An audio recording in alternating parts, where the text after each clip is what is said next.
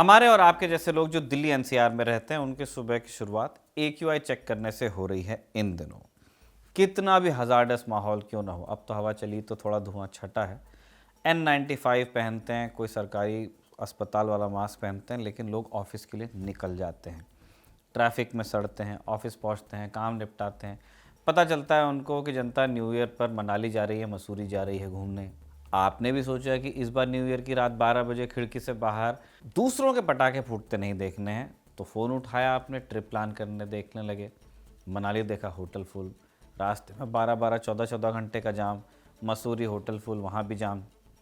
अचानक आपके रिकमेंडेशन में नाम आता है एक छोटे से देश का, पालाऊ। कोई फैंसी स्विट्जरलैंड मालदीव नहीं है, फिलीपींस के पास बसा एक छोटा सा आइलैंड है, जहां ट्रैफिक भी उसे कहा जाता है जब दो बोट्स साथ में खड़ी हो जाएं। आबादी दिल्ली की किसी एक सोसाइटी से भी कम है, सिर्फ 17 से 18 हज़ार। टिकट वहां का थोड़ा महंगा था, तो आपने फिर भी दिल पर पत्थर रख के बुक कर लिया। ऐसे करके बुक कर लिया। दिल्ली से मनीला, फिर मनीला से पलाऊ की फ़्लाइट। पलाऊ पहुंचे तो आपको पता चला कि 18,000 की इस भीड़ को बढ़ाने के लिए अमेरिका ने यहाँ किसी तीसरे देश के नागरिकों को भेजना तय किया है। 75 ऐसे लोग जो यूएस में हैं, लेकिन उनके अपने देश उन्हें वापस नहीं चाहते। ये लोग क्रिमिनल्स नहीं हैं, इन पर कोई क्रिमिनल चार्ज नहीं है। इन्हें अब पलाऊ भेजा जाएगा, ये वहाँ रह के काम करेंगे, क्योंकि वहाँ कुछ जॉब्स में लोकल लोगों की कमी बताई जा रही है। बदले में पलाऊ को क्या मिलेगा? ढेर सारा पैसा। मैप पर भले ये देश एक डॉट जैसा दिखता हो, लेकिन इसकी लोकेशन बहुत काम की है। ये देश पैसिफिक ओशियन में ठीक वहां बसा है जहां अमेरिका और चीन के बीच पार्ट असल चल रहा है, और इस देश को अपनी साइड में लाने के लिए चीन ने जाने क्या क्या नहीं किया, पर चीन के बुली करने के बावजूद पलाऊ चीन की तरफ नहीं गया। क्यों अमेरिका और चीन इस छोटी सी आइलैंड कंट्री के लिए लड़ रहे हैं? कुछ 300-350 आइलैंड्स हैं यहाँ पे। क्या ताइवान के कारण चीन इसे अपनी साइड लाना चाहता है? क्यों अब तक पलाऊ चीन जैसे पावरफुल नेशन की तरफ नहीं गया, जबकि उसके कई सारे पड़ोसी चले गए? इन्हीं सब सवालों के जवाब जानेंगे आज के एपिसोड में। नमस्ते, मैं हूं निखिल और आप हमारा इंटरनेशनल खबरों से जुड़ा रोजाना का शो राजदूत देख रहे हैं।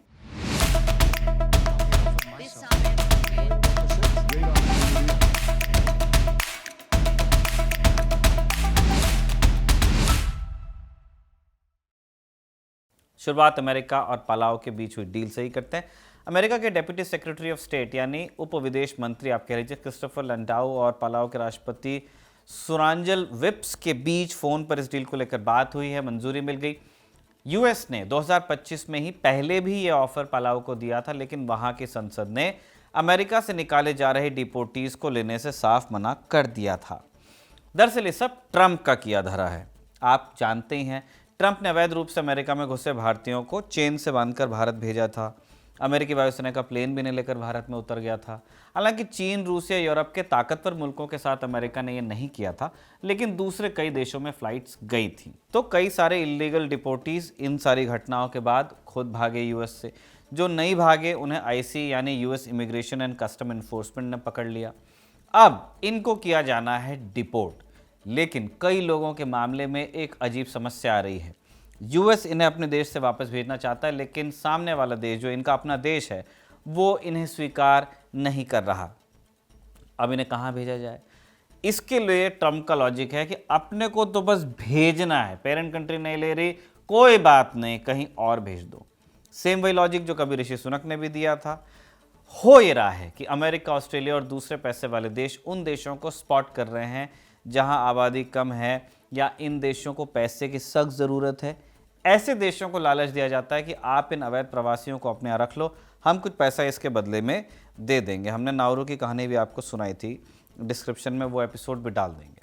अब ऐसे में जब किसी शख्स को तीसरे देश भेजा जाता है तो एक सवाल उठता है कि इन लोगों के हकों का क्या होगा, खास तौर पर ऐसी परिस्थितियों में जहां उनका कोई क्रिमिनल रिकॉर्ड ना हो। अवैध प्रवासियों की बहुत बड़ी संख्या ऐसे ही लोगों की, बेगुनाह लोग हैं, सिर्फ एक ही इनसे गलती हुई है कि ये बिना वीज़ा या पासपोर्ट के अमेरिका या किसी डेवलप कंट्री में वेस्ट में घुस गए हैं। ऐसे मामलों में तीसरे देश को होने वाला डिपोर्टेशन घातक हो सकता है। अगर उत्पीड़न या शोषण हुआ तो शिकायत कहाँ करेंगे आप? उस देश से जहाँ से आपको डिपोर्ट किया गया क्योंकि आपके पास वीज़ा नहीं था, उस देश से जो आपका था लेकिन आपको लेने को आज तैयार नहीं है, या उस देश से जहाँ आप हैं लेकिन वो आपका नहीं है। इस तरह का डिपोर्टेशन लीगल ह्यूमन ट्रैफिकिंग की तरह है।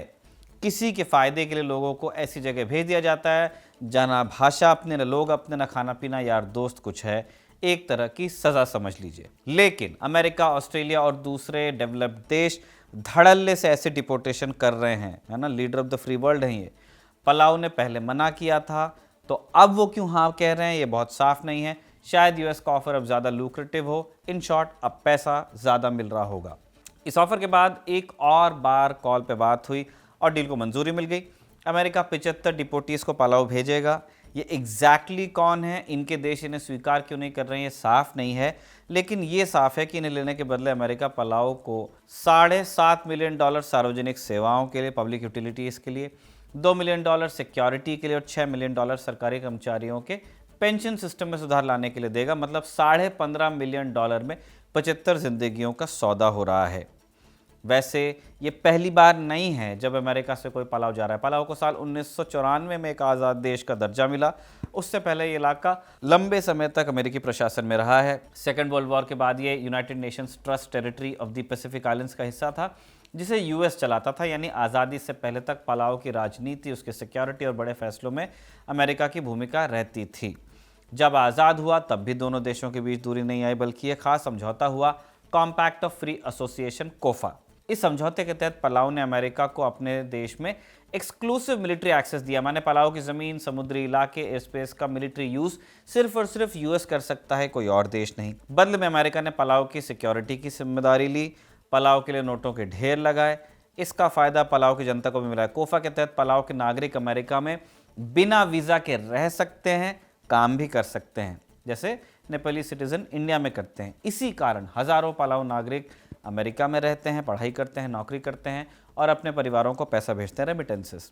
एक छोटा सा देश और उसके लिए ऐसी सुविधा होना बहुत बड़ी बात है, क्योंकि इससे पलाऊ की इकॉनमी को भी सीधा फ़ायदा मिलता है।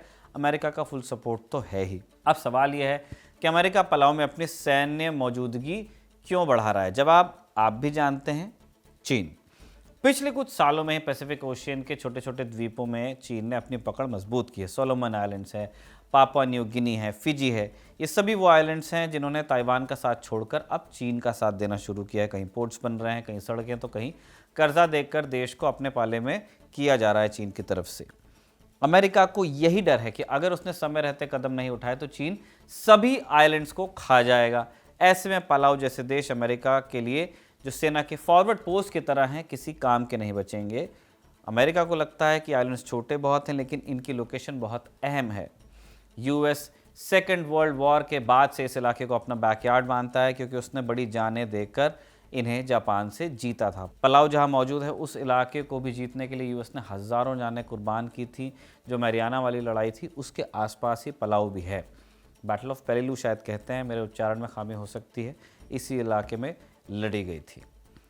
अमेरिका यहाँ से हज़ारों मील दूर है, लेकिन उसने ओशियानिया में हमेशा दखल रखा है। सोवियत संघ के विघटन के बाद अमेरिका थोड़ा चिल था, लेकिन जिस गंभीरता के साथ में चीन ने एशिया पैसिफिक और उससे आगे ओशियानिया में अपने लिए जगह बनाने की कोशिश की है, उसने अमेरिका को अलर्ट कर दिया है। उसके कान खड़े हैं। अब वो किसी भी कीमत पर इन आइलैंड्स को अपने प्रभाव में ही रखना चाहता है। दूसरी अहम चीज़ है ताइवान को सपोर्ट। अमेरिका और पलाऊ दोनों ताइवान को मान्यता देते हैं। चीन आए दिन ताइवान के पास फाइटर जेट्स भेजता रहता है। यूएस का कहना है कि चीन अपनी सेना को इस हालत में ला रहा है कि ज़रूरत पड़ी तो वह ताइवान पर हमला करके उसे जीत सके। ये डर अमेरिका को अपने मिलिट्री प्रेजेंस बढ़ाने के लिए मोटिवेट कर रहा है। अमेरिका पलाऊ में अपने पुराने रनवे ठीक कर रहा है, बड़े बड़े रडार सिस्टम लगा रहा है। पलाऊ के मेन पोर्ट को इतना बड़ा करने का प्लान भी है कि बड़े नेवल शिप्स वहाँ यूएस के डॉक हो सके। लेकिन अमेरिका की असली चिंता हथियारों को लेकर नहीं है, ज़मीन को लेकर है। बीबीसी की रिपोर्ट के मुताबिक जिन इलाकों में अमेरिका अपने सैन्य प्रोजेक्ट बना रहा है, ठीक उनके आसपास चाइनीज़ कंपनीज और इन्वेस्टर्स ने ज़मीन लीज पर ले ली है। कहीं खाली ज़मीन है तो कहीं ऐसे होटल बन चुके हैं जिनसे सीधे पोर्ट और एयरपोर्ट दिखते हैं। पलाऊ के साउथ में एक इलाका है अंगौर, यहाँ अमेरिका अपना रडार सिस्टम लगा रहा है। प्रोजेक्ट की घोषणा 2017 में हुई। इसके बाद 2019-20 में चीनी इन्वेस्टर्स ने यहाँ बहुत बड़े बड़े लैंड पार्सल्स लीज कर लिए। बीबीसी की उसी रिपोर्ट में लिखा है कि एक चीनी इन्वेस्टर ने यहाँ रिजॉर्ट बनाने की बात कही थी, जिसमें अमीर चीनी लोगों के लिए रिटायरमेंट होम्स भी थे। अंगौर के एक एक्स गवर्नर ने बीबीसी को कहा था, तब उनकी रिपोर्ट में कोट है, कि खुद चीन जाकर उस कंपनी को देखने गए थे। वो प्रोजेक्ट के नक्शे और प्लान देखने में असली लग रहे थे, लेकिन वो रिजॉर्ट कभी बना ही नहीं। बाद में कहा गया कि कोविड की वजह से काम रुक गया। फिर भी अमेरिका को शक है। पलाव में अमेरिका के राजदूत पहले ही कह चुके हैं कि आसपास की बहुत सी ज़मीनें अब चीनी लोगों के कंट्रोल में है, और ये कोई इत्तेफाक नहीं लगता कि ये सब अमेरिका के मिलिट्री प्रोजेक्ट्स के पास ही होता है। वैसे ये शिकायत कितनी गंभीरता से लेनी है आपको सोचना भी चाहिए, क्योंकि पलाव रियल एस्टेट बहुत कम है। वहाँ पे यूएस अगर कहीं भी है और चाइना कहीं भी है और सेम आइलैंड पे हैं, तो बहुत दूर हो ही नहीं सकते हैं। फिर भी उन्होंने कहा, हमने बताया। इसके अलावा चीन अमेरिका की आइलैंड चेन स्ट्रेटेजी को भी तोड़ना चाहता है। अमेरिका की एक पुरानी ट्रिक है पैसिफिक ओशन में आइलैंड्स की लाइन बनाकर चीन को समुद्र में ज़्यादा दूर तक फैलने से रोकना। कोल्ड वॉर के समय से स्ट्रेटेजी सोवियत संघ और चीन के खिलाफ इस्तेमाल हो रही है। अब पूरा फोकस इसका चीन पर है। 3 चेन्स है। पहली चेन चीन के सबसे करीब है, जापान, ताइवान, फिलीपींस। दूसरी चेन थोड़ी दूर है, जापान में साउथ से शुरू होकर गुआम, मरियाना आइलैंड्स और सबसे साउथ में पलाऊ तक। अगर चीन पहली दीवार तोड़ देता है, पहले चीन को भेद देता है लड़ाई के सिनेरियो में, तो दूसरी चेन काम आएगी, दूसरी दीवार कह लीजिए। और तीसरी चेन न्यूजीलैंड से हवाई होते हुए अलास्का तक जाती है, कि उसके बाद तो फिर मेनलैंड यूएस है। अब पलाऊ का रोल क्या है? पलाऊ एक छोटा सा आइलैंड देश है। 340 के करीब यहाँ आइलैंड्स हैं, 18-20 हज़ार लोग रहते हैं। इसलिए चीन पलाऊ पर प्रेशर डाल रहा है कि ताइवान को छोड़ो, हमारे साथ आओ। लेकिन पलाऊ अमेरिका के साथ खड़ा है। पलाऊ के प्रेसिडेंट ने तो ये भी कहा कि वो लोग चीन अमेरिका की इस लड़ाई में पहले से ही युद्ध लड़ रहे हैं। चीन की नीति साफ है कि जो देश ताइवान का साथ देता है उस पर धीरे धीरे दबाव बनाओ ताकि वो झुक जाए। पलाऊ के साथ भी चीन ने यही किया, लेकिन बंदूक या धमकी से नहीं, बल्कि पैसे, टूरिज्म और इन्वेस्टमेंट के जरिए। सबसे बड़ा दबाव टूरिज्म के जरिए बना। एक समय पलाऊ में सबसे ज़्यादा टूरिस्ट चीन से आते थे, है ना। मालदीव टाइप का वाइब है वहाँ पे, या कह लीजिए अंडमान निकोबार की तरह का, शैलो वाटर्स में छोटे छोटे आइलैंड्स, बड़ा सुंदर है। काफ़ी हद तक पलाऊ की इकॉनमी इन चाइनीज़ टूरिस्ट पर टिकी हुई थी। लेकिन जब पलाऊ ने ताइवान का साथ नहीं छोड़ा, चीन ने अपने टूर ऑपरेटर्स को हिंट दी, पलाऊ जाने वाले ग्रुप टूर्स ही कैंसिल हो गए और चाइनीज़ टूरिस्ट गायब। सीधा असर होटल की नौकरियों पर पड़ा, रिजॉर्ट्स पर पड़ा। इस पर भी बात नहीं बनी तो चीन ने फिर लालच दिया। साफ कहा कि हमारी साइड आ जाइए, हम आपके लिए सड़कें, पोर्ट्स और सरकारी इमारतें बनाकर दे देंगे। इतने टूरिस्ट भेजेंगे कि आपके होटल का एक भी कमरा खाली नहीं बचेगा। ये बातें एक लेटर में पलाऊ के राष्ट्रपति सुरांगेल विप्स जूनियर को साल 2024 में कही गई थी। पैसिफिक ओशियन के कई दूसरे देशों ने ऐसा किया भी है, वो चीन की बातों में आए हैं। लेकिन पलाऊ की सरकार ने कहा कि वो पैसे के बदले अपनी विदेश नीति नहीं बदलेंगे। पलाऊ का मानना है कि चीन ने फिर इंटरनल पॉलिटिक्स और अमेरिका विरोधी माहौल बनाने की भी कोशिश की। बिजनेस ग्रुप्स के जरिए ये नैरेटिव फैलाया कि अमेरिका पलाऊ का इस्तेमाल कर रहा है, उसे चीन से दुश्मनी में घसीट रहा है। लेकिन चीन इन सारी बातों को खारिज करता है। रॉयटर्स की एक इन्वेस्टिगेटिव रिपोर्ट में जब चीन के विदेश मंत्रालय के प्रवक्ता से बात हुई तो उन्होंने कुछ और ही कहा। उन्होंने पूछा कि पलाऊ को लेकर उस पर लगाए जा रहे आरोपों में अगर कोई दम होता तो आपको ये सोचना चाहिए कि पलाऊ की स्थिति बिगाड़ कौन रहा है या वहाँ के चुनाव में दखल दे कौन रहा है। चीन ने पलटकर अमेरिका से सवाल किया कि पलाऊ में सैन्य बेस कौन बना रहा है, कौन वहाँ पे अपनी फौज बिठाना चाहता है, हम तो नहीं कर रहे।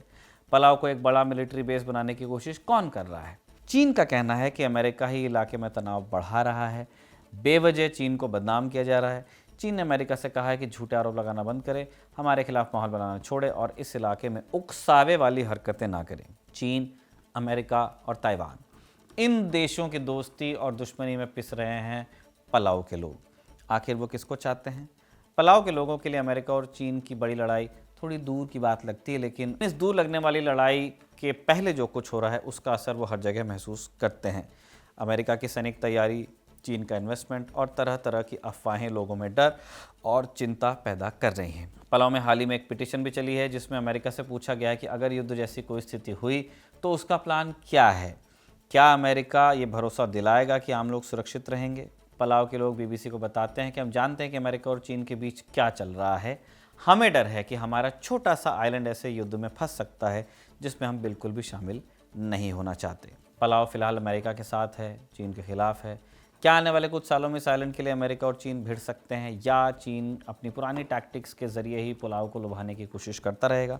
आने वाले कुछ साल इसी बात के गवाह बनेंगे ओशियानिया में।